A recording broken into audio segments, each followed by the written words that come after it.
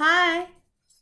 In this video, I'm going to use Craig Dabler's vacuum table to help assist my sandcasting. So I have this object here. It's a little maze pendanty thing that my partner 3D printed. I had a lot of trouble trying to sandcast this with all of its fine detail, and I'm wondering if it's a degassing problem, like the air and all the gases can't escape properly from this maze design, which is kind of ironic because it's a maze, traps things. So I thought maybe I'd try the vacuum table and see if that was enough to draw all of the gases and air through the clay itself. Let's give it a go. Okay, here's that little maze pendanty shape. And I'm going to be popping a bale on it, just in case it works.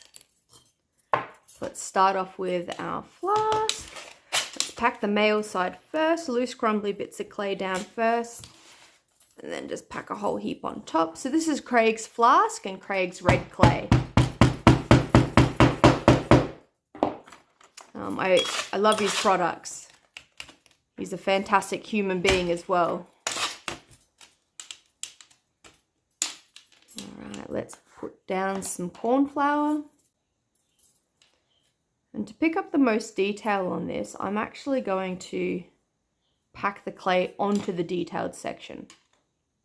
So I'm going to put it back down, press it into about halfway, put my lady flask on top, get all the clay out of the way.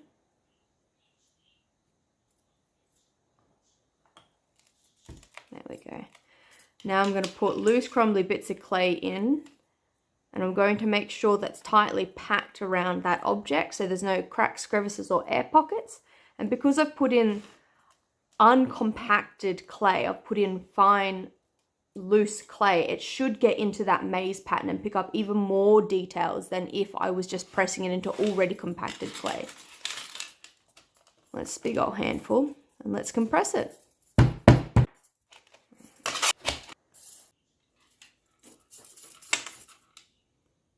Cool, all right. So some of the pattern did break off a little bit.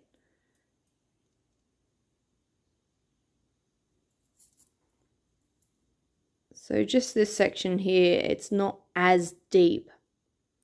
So some of the clay did break off, but I'm just gonna leave it.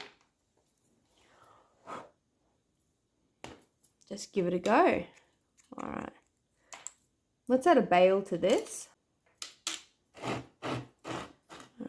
Top of the pendant's about there. Let's pop this in like that.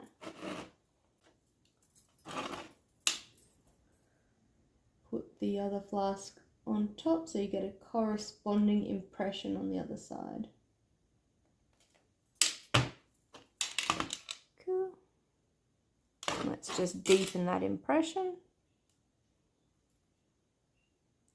So you'll get a solid disc cast on top of this, but you'll just come in with your drill bit and open it up afterwards. Just fix this up a little bit. I did raise some clay around that bale, so I'm just going to really gently get that out of there. I don't really have the option of putting my master back in here because it's such fine detail. I won't be able to line it back up and I'll end up just squashing all of this really fine detail. All right, let's do our sprue and our funnel. So I've got my straw. I'm just going to go straight in the middle for this one. Let's flip that over and carve out our funnel. You want a fairly deep funnel and you want it to be tapered, I guess. Not so much like a bowl, but like a cone shape. You don't want it to have a rounded bum. You want it to come to sort of like a V.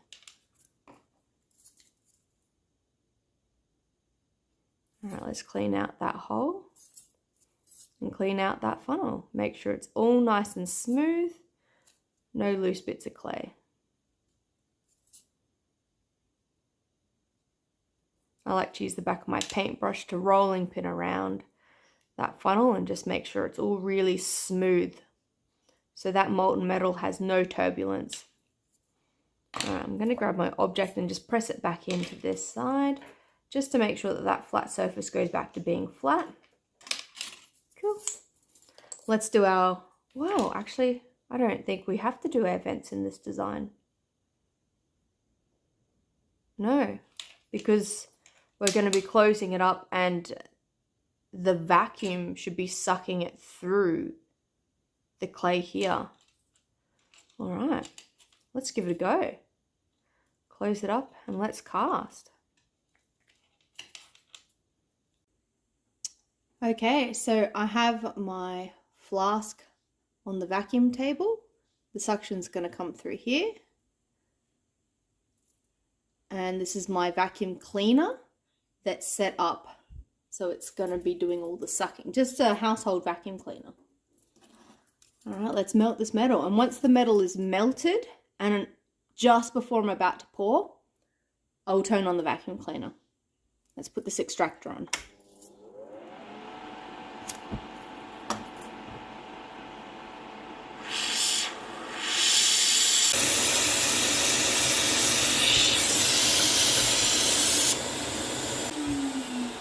Cool. All right, let's open it up and see what we've got.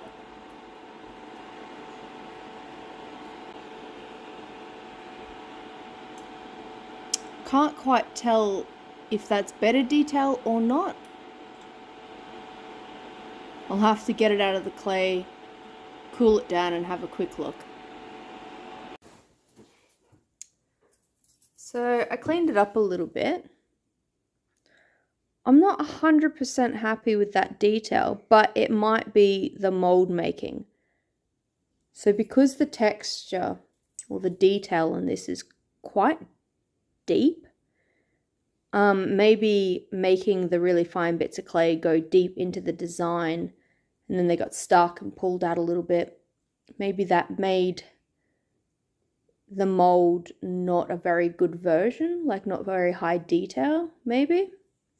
So how about, let's go again, make the mold again, but this time instead of packing it with the texture face up, I'm going to have the texture down, press it into the already compacted clay. Let's see if that makes a difference.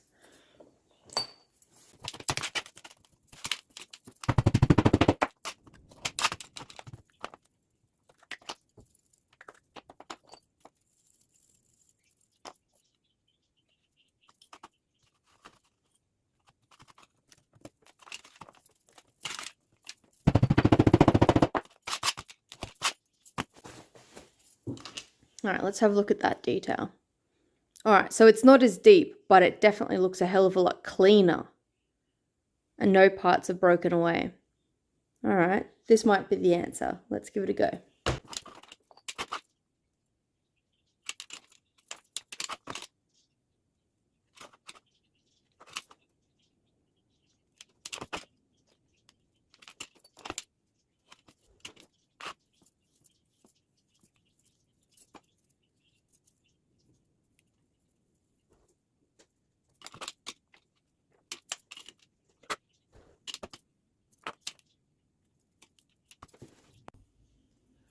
So I'm going to melt this piece down and try again. Alrighty, let's see how that one went.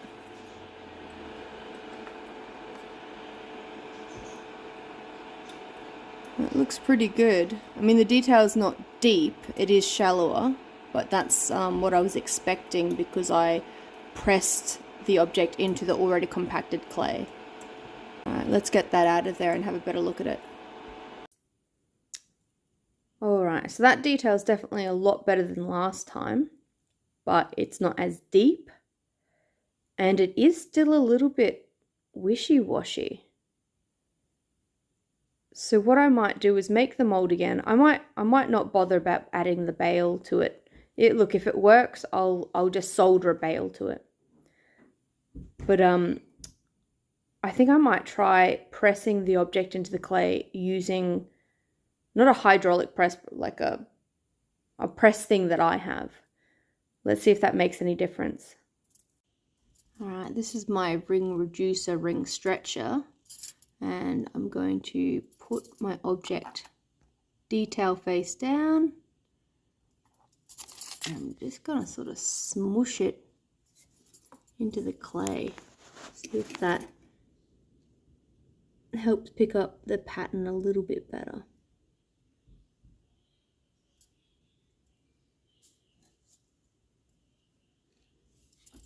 Alright, now let's go pack the other side.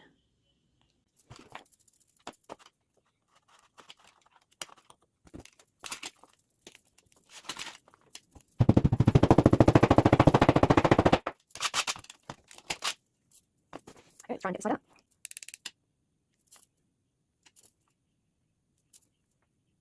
There it is. Alright.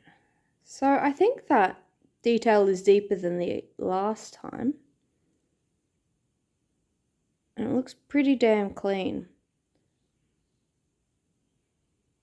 Alright, let's sprue this up and cast and see what we get.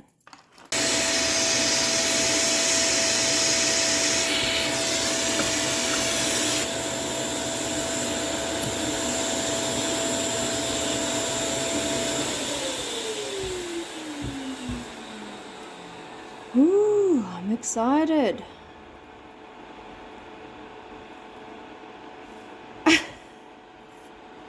The worst one yet.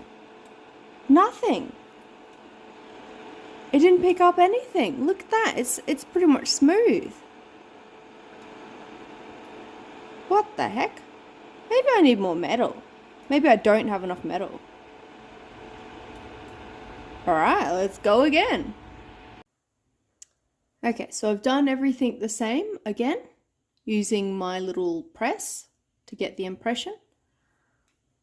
This time I'm just going to use more metal and see if that helps. And I'm not actually going to let the flame flow down the hole this time too. I don't know if that helps or not. In my mind, if I'm heating up the inside of the mold, it's going to allow the silver to be liquid for longer and pick up more detail. But maybe it's blowing that fine detail over. I don't know. Let's try more metal and not putting the flame down the hole and see how we go.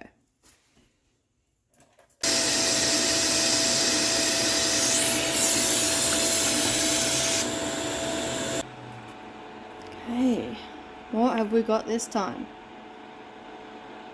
Big fat nothing again.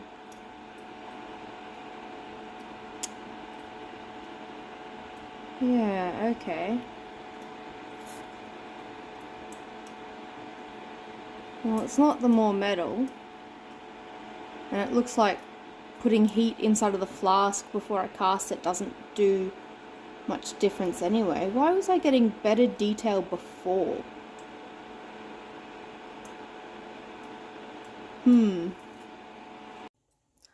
Alright, so I think I was over compacting the clay in hopes of getting a better impression. So I've packed it looser this time. So let's see if that makes a difference. I'm still going to use the extra metal. I'll try not to put the flame down the hole. Let's see if... I don't know. Let's just give it a go, eh? So I've just not compacted the clay as much, so I just haven't gone as heavy with the hammer when I was making the male half of the mold. Let's see if that makes a difference. Alright, what have we got this time?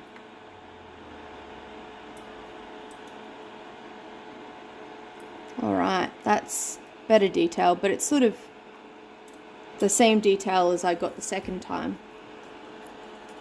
So now I know, don't over compact the clay.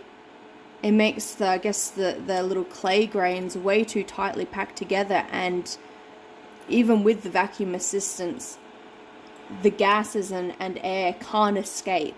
It can't be dragged through the clay.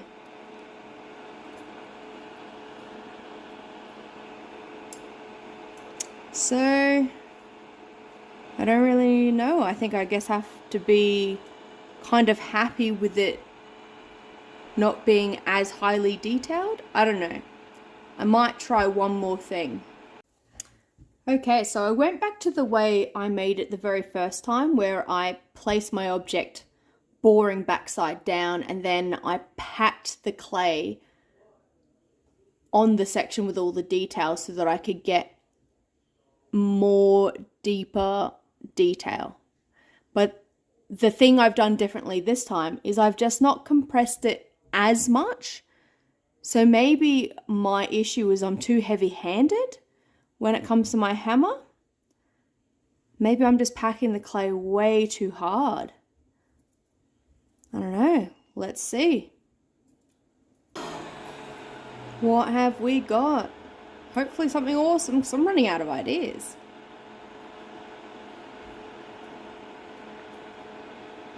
Alright, so it looks like we've got some pretty deep texture. It's a bit hard to tell how clean it is at the moment because it's all oxidized and it's got burnt clay in it. So how about I get it out, give it a clean up, and we'll have a look at what we've done. Hopefully we've done awesome. Alright. So, I mean, it's got a lot more detail, but it's sort of just like the first one, where it's there, but it's sort of a bit broken and not really a clean replica, you know? Am I just discovering the limitations of sand casting? Or am I doing something wrong? Am I missing something? Not sure. But what I do know is that the vacuum assistance has helped me get better detail. So I'm definitely getting better results than I did before, but it's still not a replica. I'm still not 100% happy with it.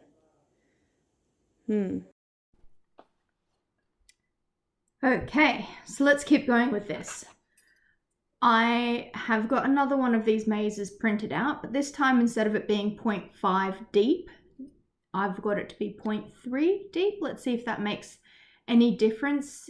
So that's the pattern itself is recessed only 0.3 of a mil deep instead of 0.5 of a mil deep. The other one I have printed off, which I'm going to try, is the same maze at 0.5 mil deep, but this time just bigger.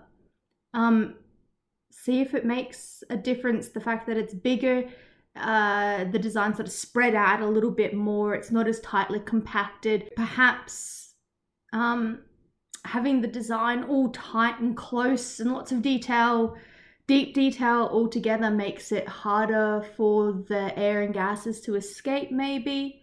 So if the design is intricate but spread out a little bit more, not so compact, maybe that'll help with it casting. But let's give it a go and see what happens. Okay, so this is the maze with the 0.3 of a mil deep impression. So this side is the side that I packed the clay on. So you can see it's still sort of got trapped in the maze design because it's not a super clean pull out.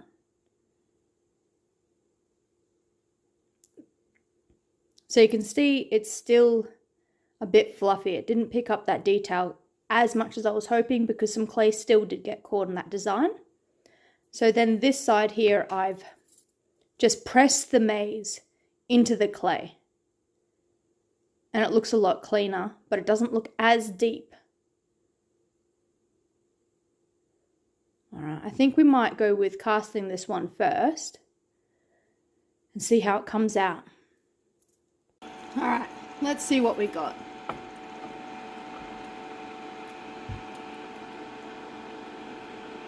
You know what? That's pretty good.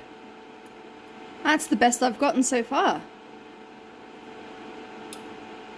Awesome. Okay. Let's try this again, but let's try the version where I pack the clay on top of it rather than pressing it into the clay. Let's see if we get a difference in detail. Okay, so this time the maze pattern was packed with the clay on the maze side. So the maze side had all the clay packed onto it. See if it brought up the detail a bit better. Bit of spillage there. Wasn't great with my mold making. It's not too bad.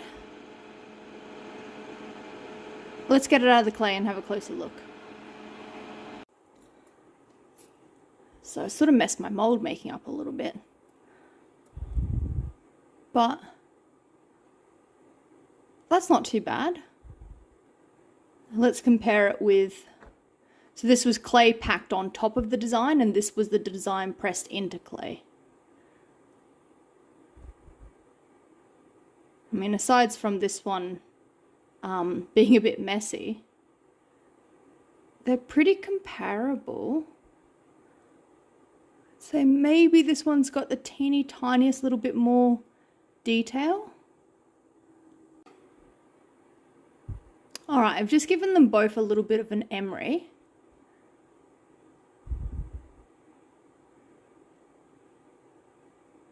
And I think the one where the clay was packed into the design is a better replica. This one, the pattern's just not as deep. But somehow this one still looks neater. Bizarre. All right. Let's try something else.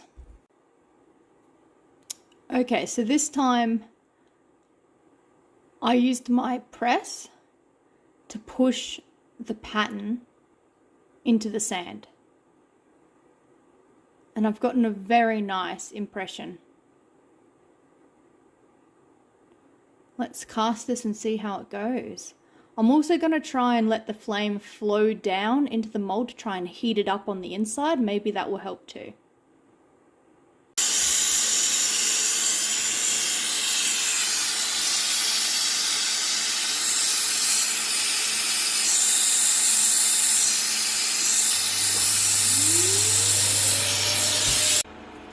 Okay, let's see how we went that time.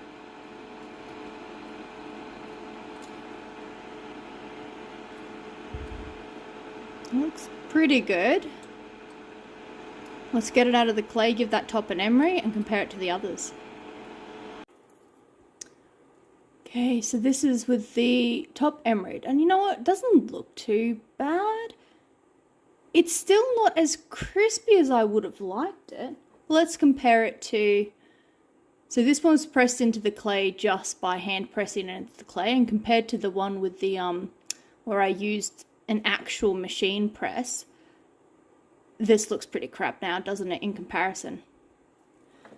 Alright, and then this is when I hand packed the clay on top of the design. Looks pretty crap. This is looking like the winner so far. Awesome. So I wonder if having it 0.3 of a mil makes a difference. Using the press, a machine press, and heating up inside of the mold. Combination of all three?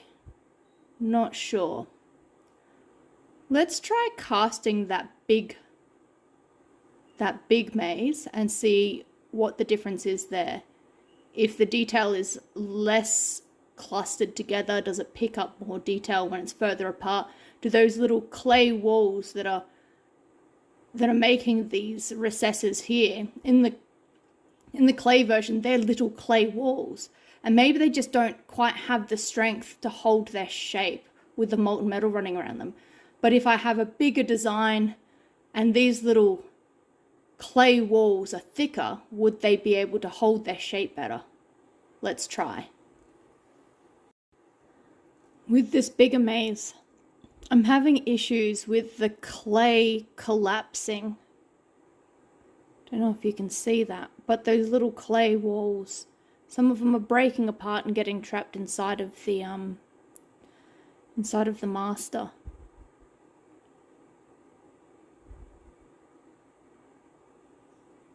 So I've tried using the machine press to press it in, and I've tried pressing it in by hand, and I've tried packing the clay on top of the design, and it all results in the clay breaking away.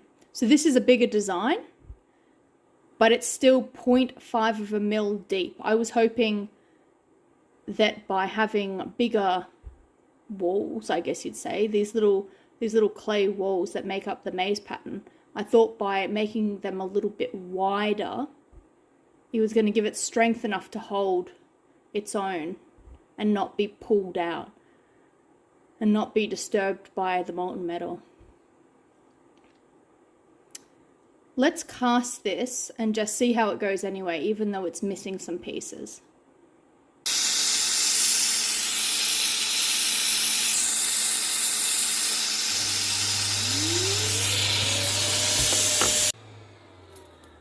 Alright, let's see how we went that time.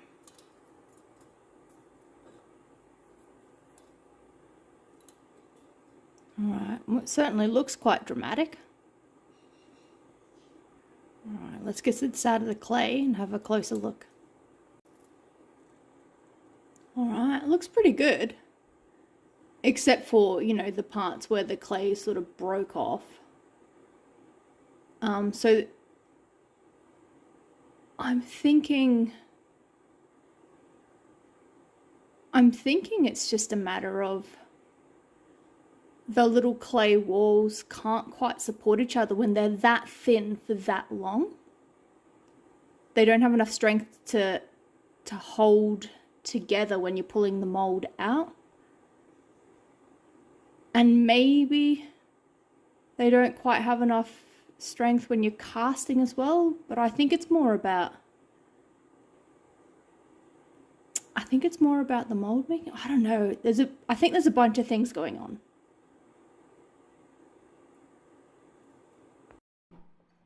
Okay, so I'm getting much better results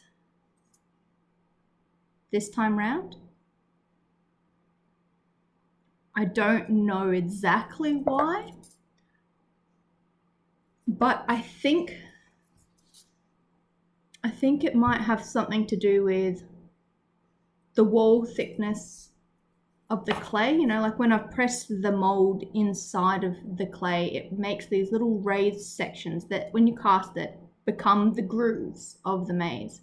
So I think those little clay walls, those little raised bits of clay, I think maybe they're too thin and they go on for much too long and they don't have very much strength. So first of all, with the mold making, there's that issue where it's hard to get a really nice, crisp, deep impression without the mold having little breakages or having little parts that sort of peel out when you pull the master out. So that's sort of problem number one. And I think to help with that, scaling it up and having a bigger maze helped, because then those little clay walls are a little bit wider, which gives them a little bit more strength. Or making them a little bit shallower, like with this one where it's 0.3 of a mil instead of 0.5 of a mil. Sort of being a shorter little clay wall helps it stay in the mold better because it's not as high, there's not as much leverage, I guess, when you're peeling out your master. The clay is shorter, so it's sort of stronger, a bit more anchored, so it doesn't peel out with your master, maybe. And then I guess adding the heat pouring flames down the hole to heat up the inside of the mold heats it up, but does it disturb the clay? Does it blow those little clay walls around and make it a bit rough in there? Should I be putting it in an oven to heat it up before I cast? Not sure. I don't have heaps of solid answers for you, but I do know using the vacuum bed to help assist with the casting helps. I did notice that there was improvements in the mold detail when I used the machine press, and I think heating up the mold does help, but I can't tell you exactly what's going to make this better. I can't really tell you exactly what went wrong. But I've definitely troubleshooted this one the most out of anything I've ever tried. I really did try and find a solution for you guys. Who knows, I might go away for a few days, think of something else, come back, add more to the video. Or I might just leave it here because it might be an hour-long video if I go on any longer. Anyway, I guess like and subscribe, and I don't know if this has been helpful, but maybe you have some suggestions? Put it in the comments or reach out to me on Instagram. Let me know if you have any ideas of what I could try. Alright, well thanks very much for following me on this journey. It's been a long one, hopefully helpful. I don't know. Till next time. Bye.